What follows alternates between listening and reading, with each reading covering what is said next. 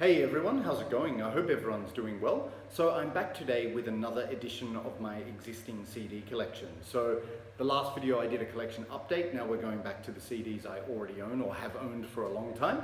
And you may recall from the previous video of my existing CD collection, we were looking at the one-offs. Now we're still in the eyes and we're up to my Iron Maiden collection. So that's why I'm wearing the t-shirt today. Obviously, Iron Maiden need no introduction, especially if you're watching this channel. Clearly you know who they are, or should do. But in my opinion, I'm not going to give a really long accolade or anything, but I think Iron Maiden are the quintessential traditional heavy metal band.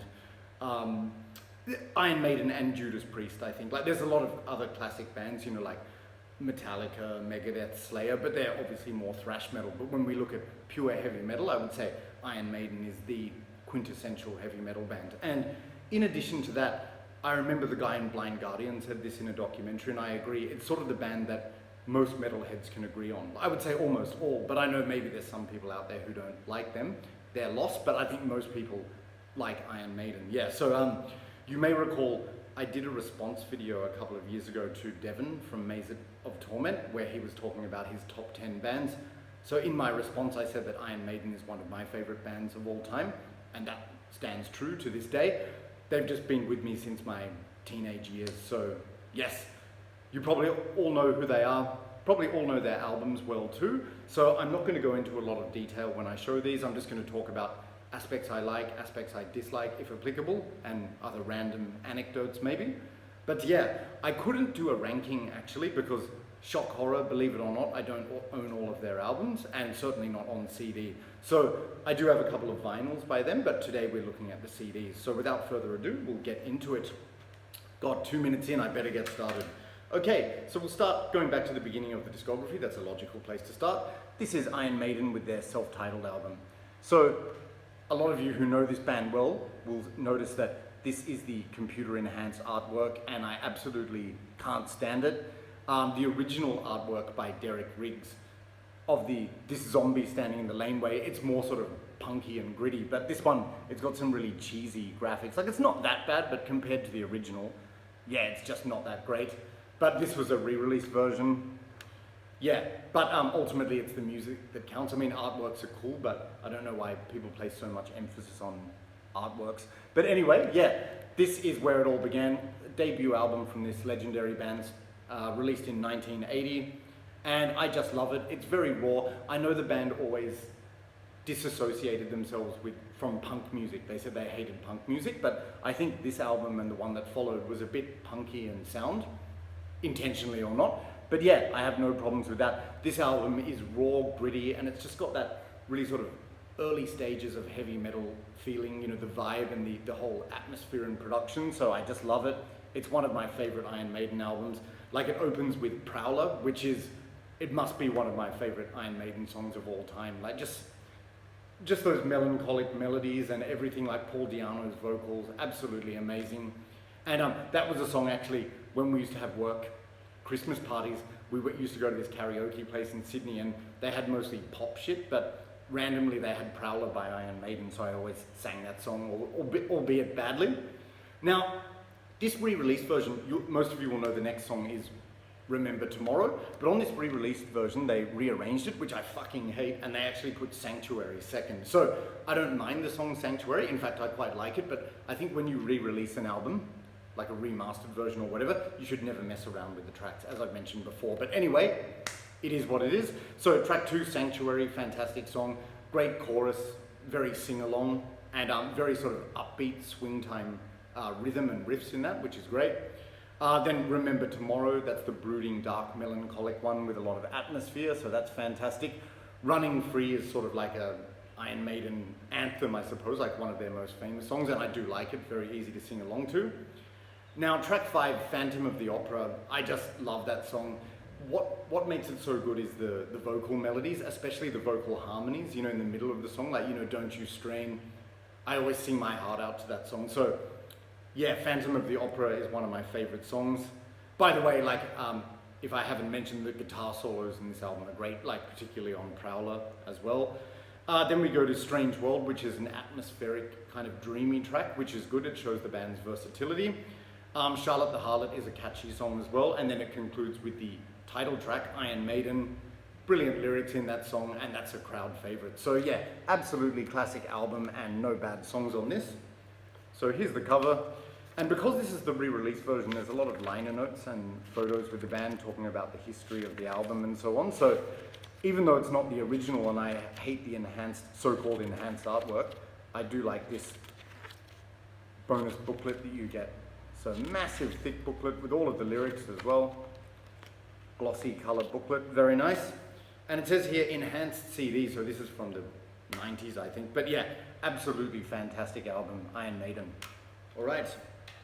Now the next album, obviously you know the chronology, is the one that my shirt is depicting. This is Iron Maiden with Killers. So this is the second album with Paul Di'Anno, second and last album with Paul Di'Anno on vocals before he left the band.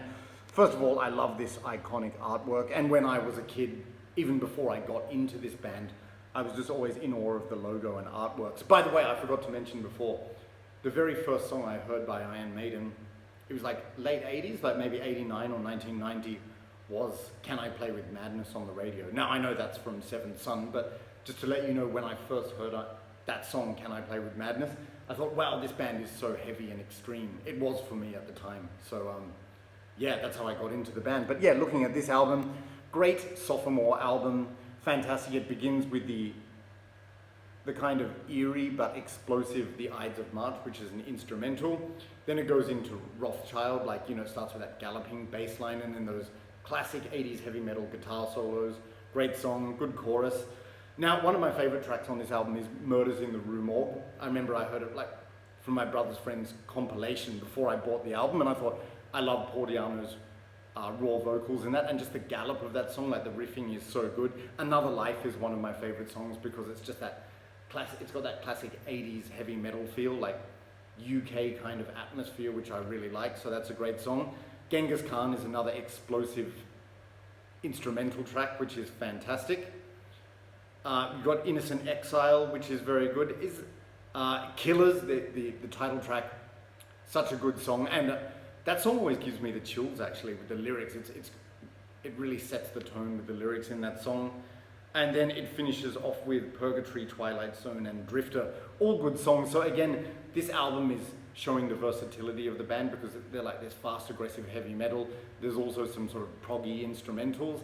And in addition to that, you have these dreamy, more mellow tracks. And like Paul Di'Anno really displays his ability as a vocalist because he can do that raw and gritty voice, which I really like, in addition to sort of like the more cleanly sung vocals, but absolutely fantastic.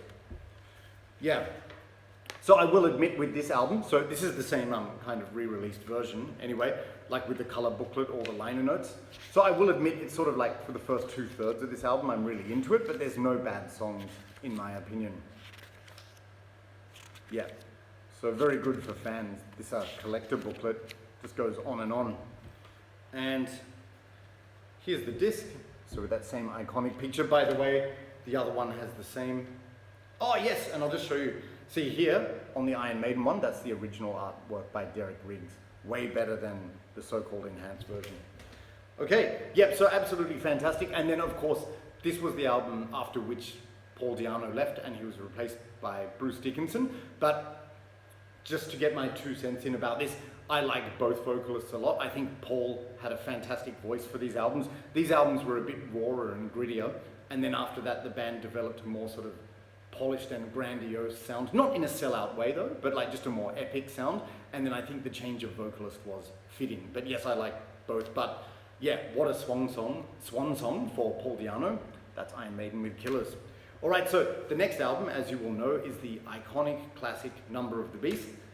Shock horror, I don't own it on CD, but I do own it on vinyl. So that was the debut album with Bruce Dickinson, which set the tone for this more sort of epic style of heavy metal, for which the band is now famous. And that spawned a lot of big hits like Run to the Hills and the title track, obviously Number of the Beast, which was good, but one really underrated song on that album for me is Gangland. I know a lot of people hate it, but I think it's fantastic. Also, it features the iconic and brilliant Hallowed Be Thy Name. But today we're just showing CDs, so we'll go into the next one. So after Number of the Beast came this one in 1983, Iron Maiden with Peace of Mind. So the second album with Bruce Dickinson on vocals. and it's a fantastic one as well. I have to say, a lot of people worship this album.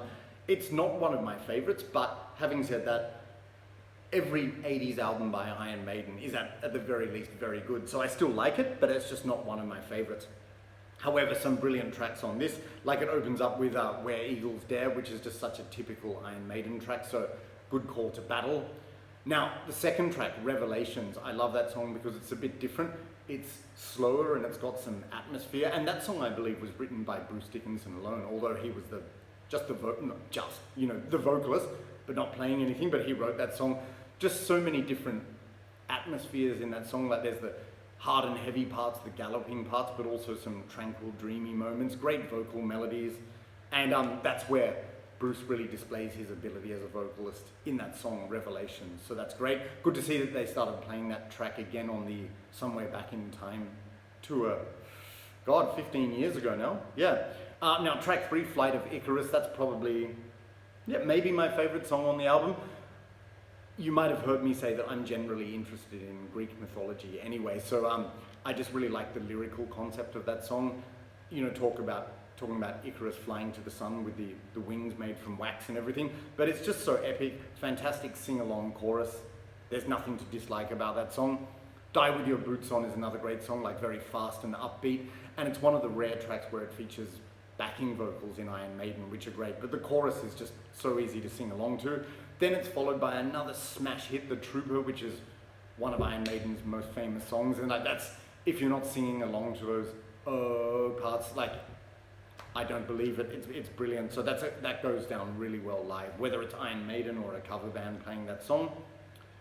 And then the last 4 tracks, Still Life, Quest for Fire, Sun and Steel, and To Tame a Land. I really like Quest for Fire, like very memorable sing-along chorus in that song. Still Life is good as well, like some of the more obscure tracks and deep cuts are very good. And yeah, To Tame a Land concludes with that sort of galloping Maiden rhythm, which is fantastic. So yes, a very good album indeed. Now, really cool cover art with this one. Again, Derek Riggs, he did the cover art. Like, he was just such an iconic artist, and he painted brilliant works. Oh, cool. So the boys at the dinner table here, like looking very medieval.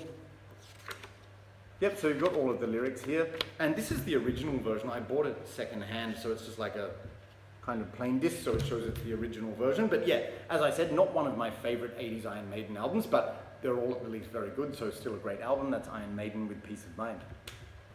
Okay, so coming up next, see, I still have a few other gaps in the collection. I believe the next album was Power Slave, and shock horror, I've never owned it. Of course, I like that album. It's got many great songs like Aces High, Power Slave, the title track is just brilliant, but I just, never got around to buying it for some reason. But of course, if I see it in my midst, I will definitely pick it up. Some fans are really die-hard fans of that particular album, Power Slave, and it was huge in America, and rightly so, because it is a fantastic album. Yeah, but definitely recommended. I just can't show that today because I don't own it. Then we come up to the next album in the 80s, which is Seventh Son of a Seventh Son. First of all, I will just say I love this artwork. It's absolutely brilliant. I remember, again, before I was a fan of the band, like when I was a kid in the 80s, I used to see the poster of this in the shop and the t-shirts, and I thought, this artwork is just so abstract and obscure, like really weird. And what I mostly love is just the color and the the glaciers and the icicles in the background. It's just so atmospheric, and the color really makes it. Incidentally, I saw Kim from This Is Music, he did a review of this album recently, and with his thumbnail, it was a picture of him with this artwork in the background, and I thought that was really cool. But yeah, Seventh Son of the Seventh Son, just another classic Iron Maiden album. It starts with Moonchild, which is one of my favorite Iron Maiden songs, because it's like galloping and fast, but also foreboding, dark and atmospheric. Especially that, I like the bridge in that song, where it says, the twins, they are exhausted. 7 is this night, Gemini is rising high. Yeah, it just gives me the chills every time. In the middle of that gallop, which is fantastic. Infinite Dreams, just another classic, especially with those guitar melodies at the beginning of the song.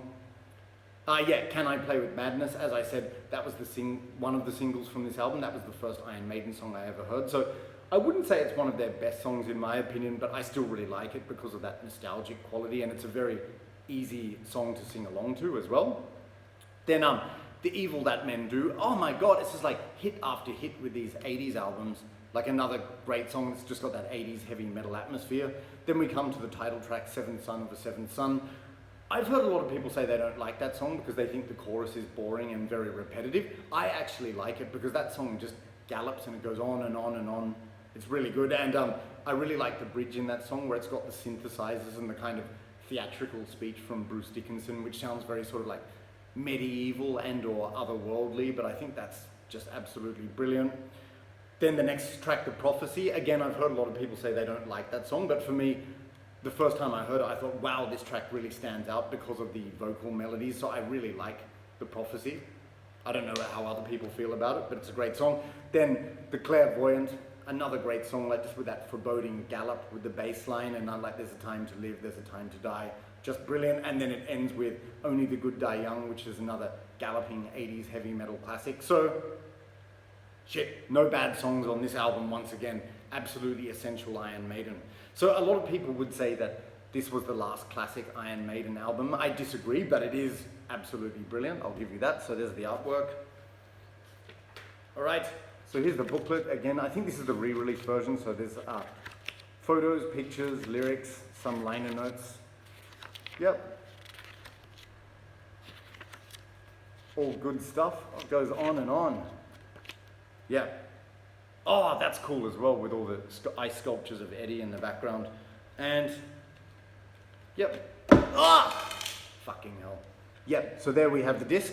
So like I said, yeah, some people say this was the last great or classic Iron Maiden album, and I disagree. There are many more to come, but definitely a brilliant album. So Iron Maiden with Seventh Son of a Seventh Son. How are we going for time? Not too badly. See, the thing is, I want to get into this habit of not describing things in too much detail in general, but especially with Iron Maiden. Most people have heard it millions of times, so I don't need to say, this song starts like this, there's a riff that goes like this. It would just bore people to death and we'd be here all day. All right, so coming up to the next album. This is somewhat of a controversial album, and I'll explain why in a moment. This is Iron Maiden with No Prayer for the Dying, which came out, is it 89? No, 1990. So it heralded a new era, the beginning of the 90s, and it marked a personnel change. So guitarist Adrian Smith had left the band. He was replaced by Yannick Gers, who's now still in the band. Now they have all three guitarists. But a lot of people say this is where the cracks began to show in Iron Maiden. Like, a lot of people describe this as a weak album or a boring album, but I have to just say I wholeheartedly disagree. I absolutely love this album. I think it's an underrated gem. I know Kim from This Is Music thinks the same, so great minds think alike. Just kidding. But no, it really is. It's an underrated album. Like, the production is fantastic. But I would say, like, even when I first heard this album as a teenager, I was like 14. The songs didn't grab me immediately, but like after a while, they actually really grew on me. And yeah, now I absolutely love it from beginning to end. I used to think it had a lot of filler songs, but now, no, I like each and every one. So it starts off with Tail Gunner, which I think is just such a criminally underrated Iron Maiden song. Like, great vocal melodies, like galloping bass, excellent riffs, and that 80s heavy metal sound. It's brilliant. Holy Smoke is fantastic as well, like another sing-along anthem. Great guitar solos in that, and I really like the lyrics in that song. You know, it's talking about the hypocrisy of Christianity and all these, you know, televangelists in America, and, you know, it's like just great song. And then we go to the title track, No Prayer for the Dying, which is kind of like a reflective ballad, and it's very melancholic, but like, as Kim said, it's like a song which makes you contemplate life and reflect on life. So it's got a somewhat, you know, poignant and meaningful message. And then it goes into the really fast galloping part, which is like aggressive heavy metal. It's fantastic. Yep, Public Enema #1, not Enemy, Enema. Yep, that's a really good song as well. I'm just trying to think which, the lyrics will jog my memory. Oh yeah, When It All Comes Down the Line. Yeah. Great 80s atmosphere on that song, which is really good, talking about the social decay in society. Fate's Warning is great as well, like very atmospheric, especially with the bass line. The Assassin, that's a song my brother and I talked about. When I first heard that, I thought it was a bit boring, you know, with the better watch out. Like I thought, oh, that's a kind of like no effort chorus, but now I actually really like it a lot. So that's fantastic. Run Silent, Run Deep, which is a song about pirates on their way down to Davy Jones.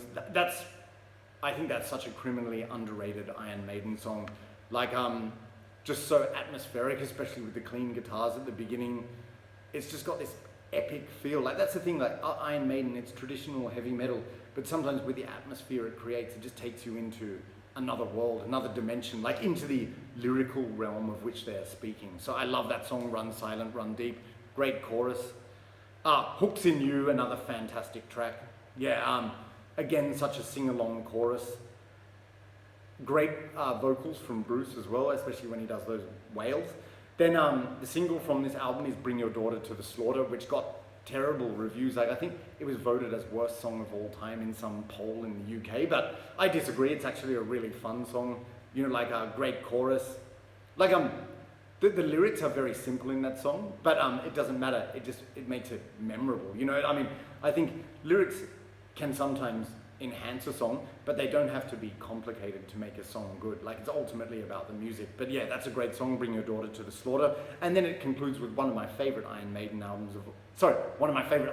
songs of all time, Mother Russia. Like, so atmospheric with the keyboards, and that riff, that main riff, if you're not singing along to that and nodding your head or tapping along, there's something wrong with you. You cannot not move to that song. It's just so good. That riff is so hooky with the melodies. I just love it. The lyrics are fantastic in that song. Great, powerful chorus. It really has this kind of mammoth vibe to really suit the bigness of Russia. So I love that song. Yeah, so absolutely fantastic. Really cool cover art as well. This is another one. When I was a kid and I saw the poster of this, I thought, oh, that's really scary and atmospheric, and I still really love it. Yep, so again, the booklet with all of the lyrics, liner notes and so on. Yeah, so guys, just to avoid repetition, I'm not talking about my favorite tracks on the album. I'm sort of just doing that as I go through, so I don't need to recap. So I'll save your time there. Yep, and there's the picture disc, so very cool. Yeah, so don't believe what people say. This is a classic and criminally underrated Iron Maiden album, No Prayer for the Dying. Okay, and then we come up to their 1992 release, which is Fear of the Dark. So you may have heard me talking about this album in threads. I won't repeat myself too much, but this was the first Iron Maiden album I ever heard. Like, album. I know the first song I heard was Can I Play With Madness, but I bought this when I was like 14 years old. It was the first heavy metal album I bought, so it has very nostalgic value for me. Yeah, when I was 14, I used to always look at it in the shop and I thought, one day I'm going to buy this, and I finally did. Absolutely loved it. So this was my introduction to Iron Maiden. Again, I know a lot of people say that this is a terrible album, but I absolutely disagree. Sadly, in their live sets, they only play the title track, Fear of the Dark, which is okay. I think it's been overkilled a bit, but I believe there are so many underrated gems on this album. So yeah, this is the last album for a while to feature Bruce Dickinson, but we'll get into that. So here's the cover art. But yeah, it kicks off with Quick or Be Dead, which is just like a fast galloping heavy metal track. I sing my heart out to that song. So good. I just cannot believe they don't incorporate that into their live repertoire. But anyway, then you've got From Here to Eternity, which is very catchy. The chorus is a bit AC/DC-esque with the backing vocals, and no complaints there. It's fantastic. And again, it's got some, you know, mellow interludes as well. Then Afraid to Shoot Strangers starts off as a slow atmospheric track, and then it builds up into that like fast galloping heavy metal. But such a good song. Like, when I listen to this album, it takes me back to 1993 when I bought it. I'm immersed in that world, so it's fantastic. Yeah. Now the next track, Fear is the Key. Again, an underrated track. A bit melancholic and kind of foreboding, but that's what I like. Like, Iron Maiden, they create a lot of dark atmospheres with their music, which I think is really cool. Then Childhood's End, a lot of people say that song's a bit boring, but I actually think it's a good one again. And interesting use of drumming in the chorus, you know, with the, it's just not playing the drums along, but I think it's just like just this gallop from Nico McBrain, who is of course a fantastic drummer. Yeah, Wasting Love was the single from this album, and what marked a difference there was it was the first Iron Maiden ballad, so to speak, or kind of slow song, but by no means is it a cheesy ballad. Like, it's not some, oh baby I love you power ballad. In fact, it's actually the opposite. It's very sad and depressing, but just so much atmosphere, especially with the clean guitars, Bruce's vocals, you know, like long roads, long days of sunrise to sunset. Yeah, it just really has a deep impact on me. So I really like that song. Yeah, Wasting Love, and a very depressing chorus. But that's good, like they're doing a love song, but it's about the sadness of love ending and so on. So really great song. The Fugitive, really good. I just love singing along to the chorus of that. Sing my heart out to that, brilliant. Chains of Misery, I remember when I first got this when I was a teenager, that was one of my favorite tracks. Again, it's got a great chorus, it's very catchy, and fantastic vocal melodies from Bruce. Now, a lot of people hate the next song, The Apparition, but what I like about it is it's very different, like the riffing style. It's not like a typical heavy metal song, it's kind of a stop-start riffing, but in addition to that, like Bruce's vocals are fantastic, so great song. Judas Be My Guide is another underrated gem, like just a fast, typical heavy metal song capturing that 80s atmosphere, which I think is brilliant. The next track, Weekend Warrior, a lot of people hate that song again, but I love it. It's got a kind of AC/DC feel again with the riffing style. And that song, I never knew this. I used to think it was about medieval knights or something, but actually it's about football hooliganism in the early 90s. But yeah, really good song, great chorus, easy to sing along to, just very AC/DC-esque. And of course the album concludes with the title track, Fear of the Dark, which when I was younger, it used to give me the chills. It was a bit scary to listen to that song, like just the lyrics are brilliant. And the atmosphere. So it is a great song. I just think it's been a bit overkilled, but who am I kidding? If I see it live, I will, yeah, go off to that song and jump up and down. And by the way, on that note, I've only ever seen Iron Maiden live once, and that was at Soundwave in Sydney, 2011, so better late than never, but it was an absolutely fantastic show, very charismatic, energetic performance. They got the whole crowd jumping up and down, and I remember that song went off, Fear of the Dark, so fantastic. Yeah, and I used to have the t-shirt of this, but I just wore it so many times and washed it so many times it got too small. But yeah, I love the photo session here, sort of surrounding these old medieval castles. God, hard to believe that this is now over 30 years old. Seems like yesterday in some ways when I bought this and was listening to it. Yeah, but yeah, don't believe the critics and the cynical people. This is a fantastic album. Maybe just give it more of a chance. So Iron Maiden with Fear of the Dark. Okay, so after this I have a lot more gaps in the collection. So there's a lot of Iron Maiden albums I don't own. The next two were, of course, what were they? The X Factor and Virtual X1, which featured new vocalist Blaze Bayley after Bruce left. I don't own those albums, never have. Now, Blaze Bayley, that's a controversial topic. It's really divided fans because some people love his singing, others hate it. For me, I think he's a good vocalist, definitely. And I really like that song he did, the single called Virus for Iron Maiden. That was great. So I don't dislike him, but I will say it was sort of evident on those albums he did, like maybe his voice wasn't completely suited to Iron Maiden, like the epicness of Iron Maiden, but I think he did a great job for the time he was in the band. But anyway, you know, after this often happens when a band gets a new singer, like Bruce left because grunge was becoming popular and heavy metal was dying out, but then there was a resurgence in the late 90s. So yeah, Blaze did a good job to keep the torch burning. Blaze, yeah.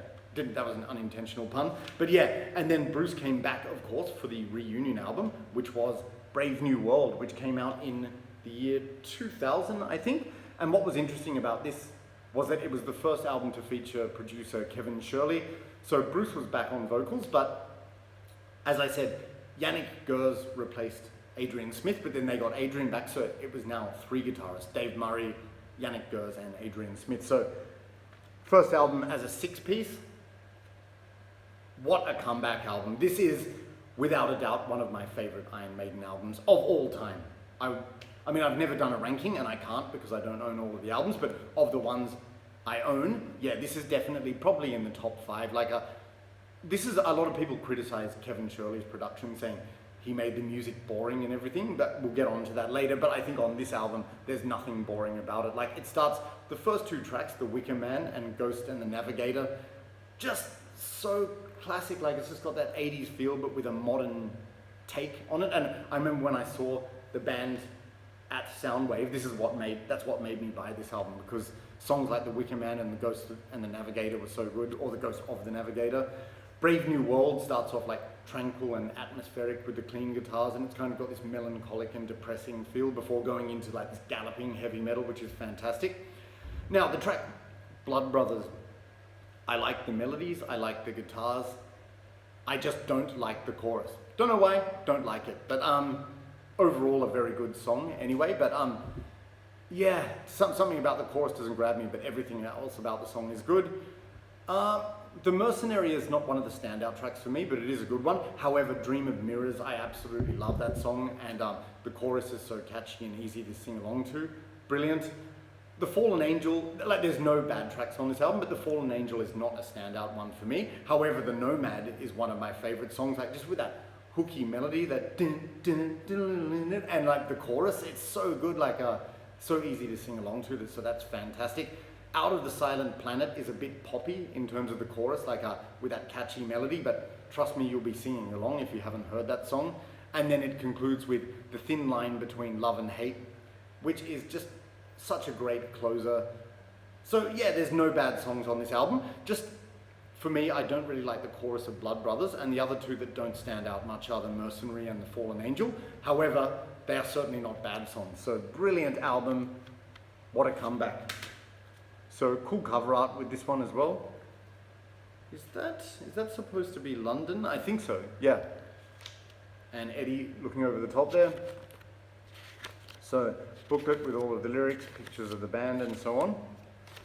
Yeah, so I will say this, if you're one of those cynics, you know how like you get these people who are just stuck in the 80s, and trust me, the 80s are fantastic for this band, but like, you know, you get these snobs who say, oh, like anything after the 80s is shit. No, wrong, so wrong. Give it a chance. This album is brilliant. Like I said, it's probably in my top 5 Iron Maiden albums. Fantastic. So, Iron Maiden with Brave New World.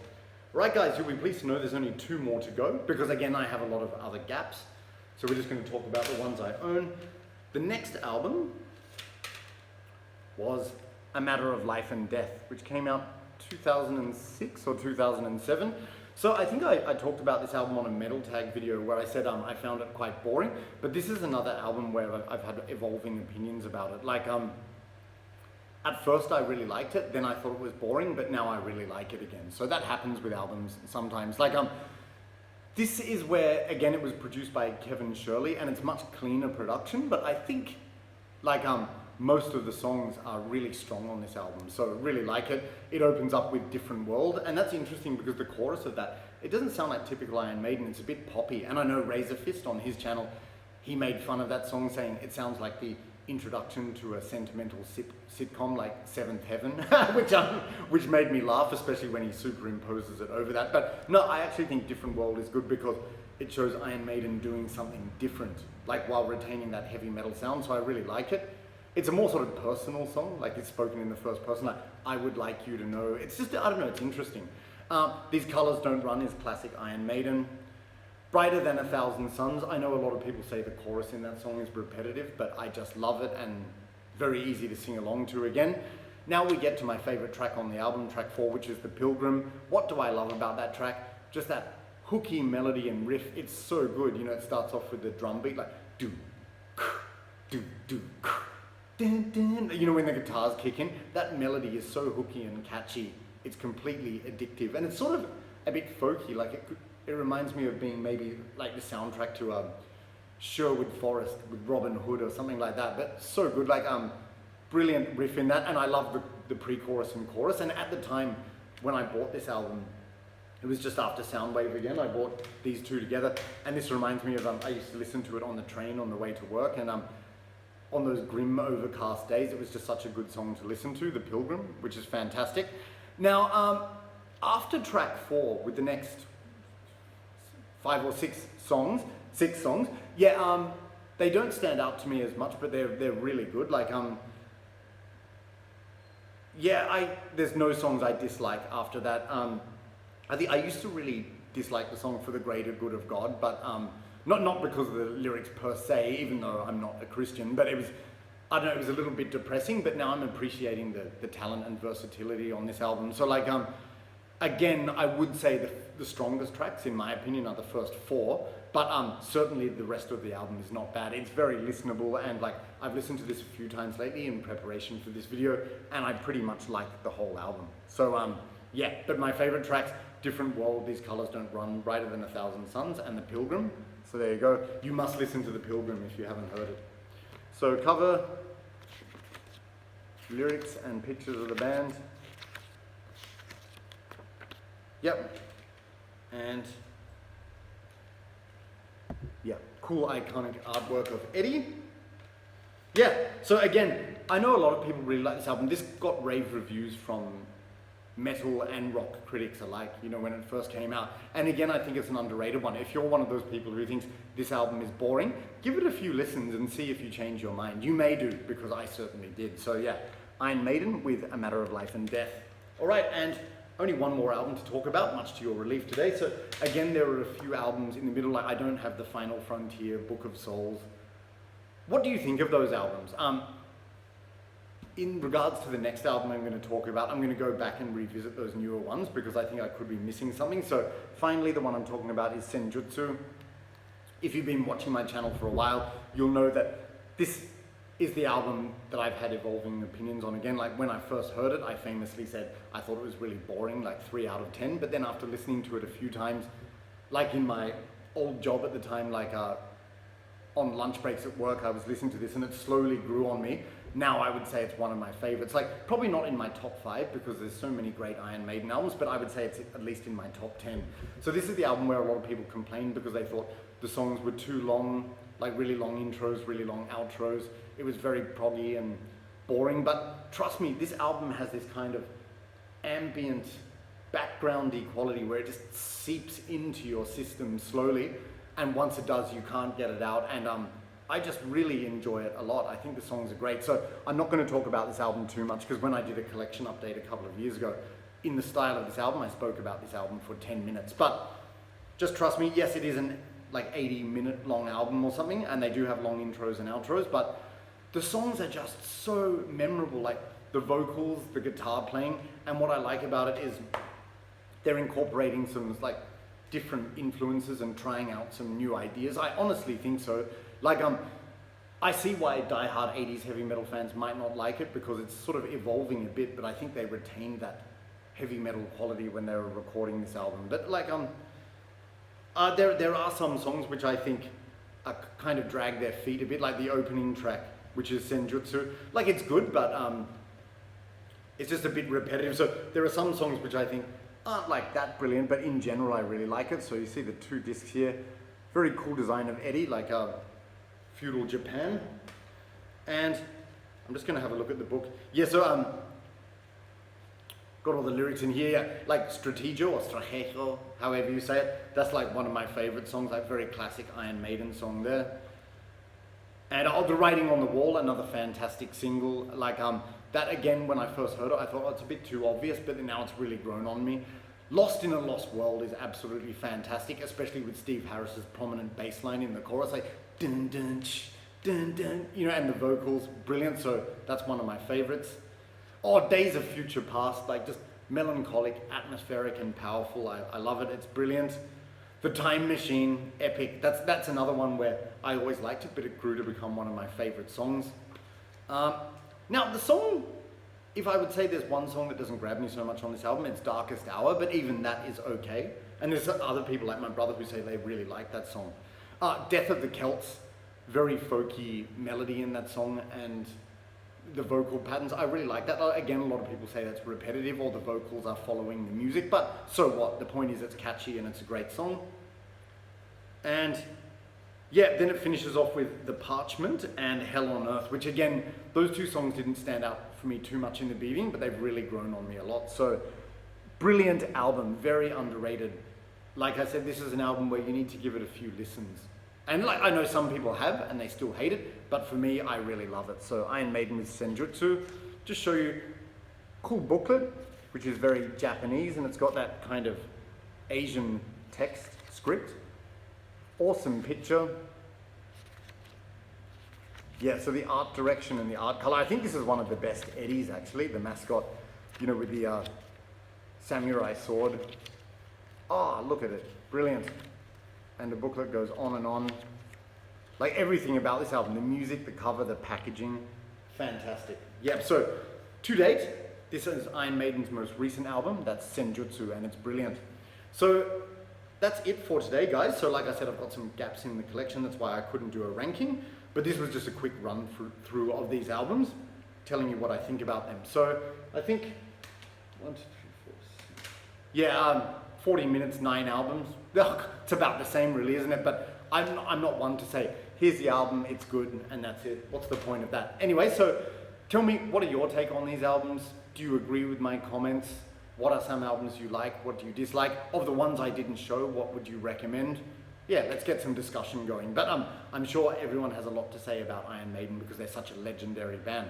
But anyway, I'll stop blabbering on because it's been enough time now. So I will be back again soon with another video. I'm going to try and increase the frequency of these videos because once you're on a roll, you might as well keep going. So thanks a lot for watching, guys, and thanks a lot for your support of the channel. If you're new and you enjoyed the video, please consider subscribing. I'd really appreciate it. So in the meantime, take care and I'll talk to you all soon. Bye.